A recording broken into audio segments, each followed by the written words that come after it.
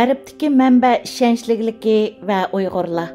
İnsanlarning so'z erkinligi, axborotning uchur erkinligi alayda tashabbus qilinayotgan har xil uchur axborot vositalari va ijtimoiy taratqular uchqandek tez taraqqiy qilayotgan bugungi kunda har kuni degidak har xil uchurlar ko'z oldimizda namoyon bo'lib, qaysisiga ishonib, qaysisiga ishonmaslikni tanlash nihoyatda qiyin bo'layotidi.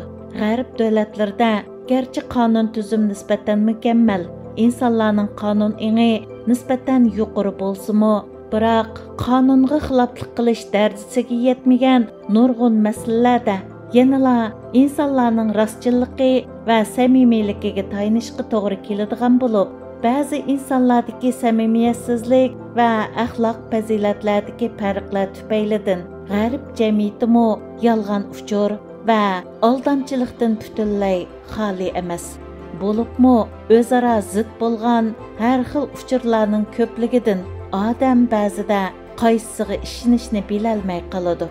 Undaqda g'arbda nimaga tayanib insonlarning so'z erkinligi bilan so'zlagan so'ziga mas'ul bo'lishni, rostchilik bilan yolg'onchilikni, samimiylik bilan soxtapazlikni muvofiq bir taraf qilib, jamiyat tartibini nisbatan sog'lom davom qila olgan G'arbda bu masalalarni ijtimoiy hukm nazariyasining bir qismi bo'lgan manba ishonchlikligi nazariyasi orqali bir taraf qilib kelgan.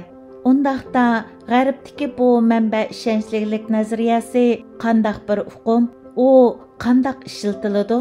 Manba ishonchlilik nazariyasi bo'lsa, insonlarning boshqalar va yoki ma'lum organlar tashkilotlar ta'minlagan uchurlarga ishonish darajasini tadqiq qiladigan nazariya bo'lib, uni 1940-yillari tunji bo'lib Amerikalik psixolog Karl Holland bilan jamiyatshunos psixolog Muzaffar Sharif o'tirg'i qo'ygan.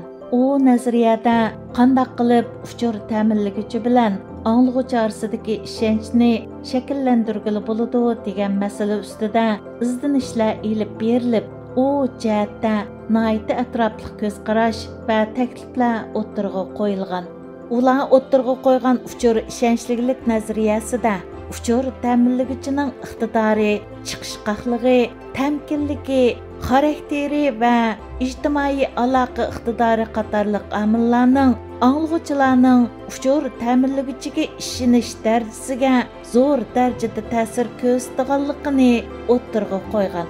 Ularning qarashicha iqtidor omili layoqat, mutaxassislik, rostchillik, innovat, ochiqlik, qimmat qarash va uchurdan xabardorlik ahvoli qatorliq 7 tarafni o'z ichiga oladi ekan.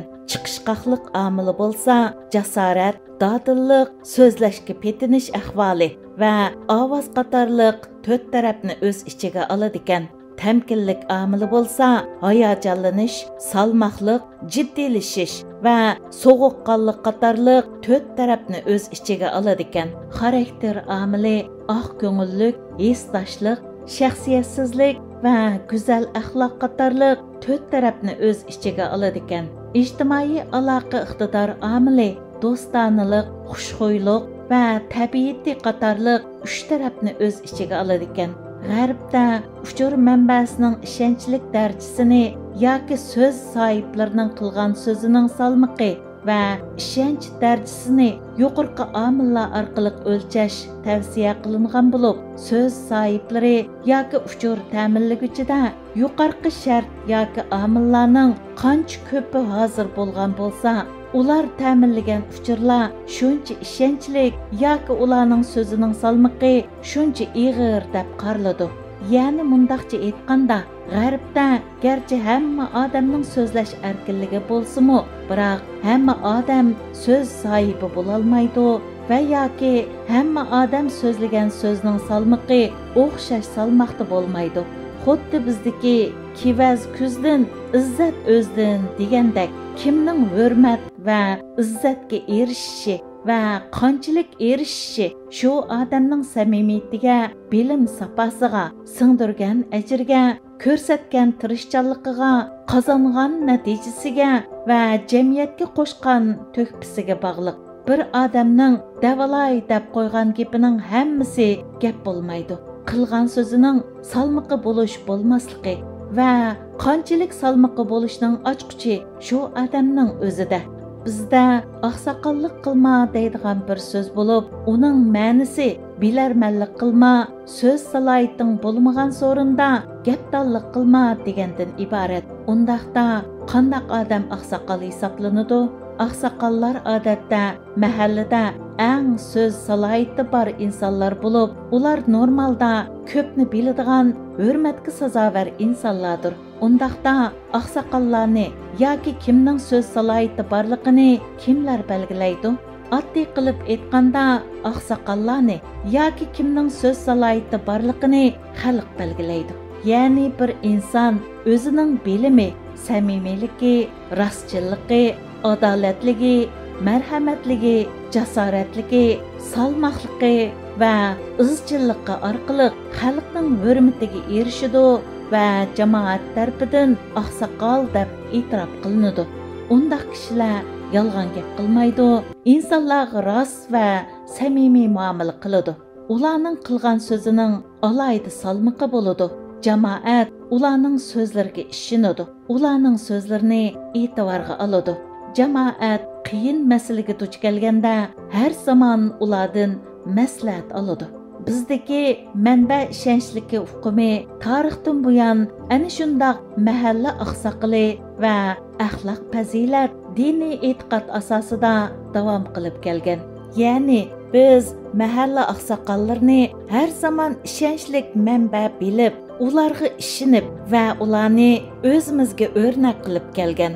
Afsus, yaqinqi zamonlarga kelganda, bo'libmi biz Xitoy hokimiyatining mustamlikasi bo'lgandan keyin xalqimizning an'anaviy axloq o'lchamlari ostin-ustun bo'lib, diniy e'tiqodiy cheklamaga uchrab, aslidagi ijtimoiy ishonch vayron qilingan. Har xil yolg'on tashviqotlar va aldamchiliklar ko'paygan. Natijada insonlar nimaga va kimga ishonishni bilolmay qoladigan ham shundaqli bilib bilmay rost yolg'onni aralashtiradigan ahvol shakllangan. Bu xil ahvol navbatda bizning kundalik hayotimizga singib kirgan bo'lib, agar biz bu masalani vaqtida tunib yetmasak va uningga nisbatan tadbir olmasak, bizning xalqarodagi bo'libmi g'arbdagi obrazimizga va da'voga ig'ir darajada salbiy ta'sir elib kelishi mumkin. Hammamizga ma'lum bo'lgandek, navbatda Amerika, Kanada, Angliya qatorliq bir qism davlatlar orqa-orqadan Uyg'ur irqiy qirg'inchiligi deb qarorlarni ilayotgan va vatanda yetkichi zulm bo'layotgan bugungi kunda ba'zi qarindoshlarning manbasi aniq bo'lmagan uchurlarni masjidlarga Xitoy bayrog'i osgan va yoki Uyg'ur dehqonlar etizlikda emgak qilayotgan rasmlarni Uyg'ur irqiy qirg'inchiligi degan so'zlar bilan yon-yon qo'yib tashviq qilib yurishi odamni andishiga soladi. Albatta, Xitoy hukumatining vatandagi uchurlarni qattiq kontrol qilishi sababidan vatandan irqiy qirg'inchilikka isbot bo'la oladigan rasm va sin filmlarga erishmak oson emas.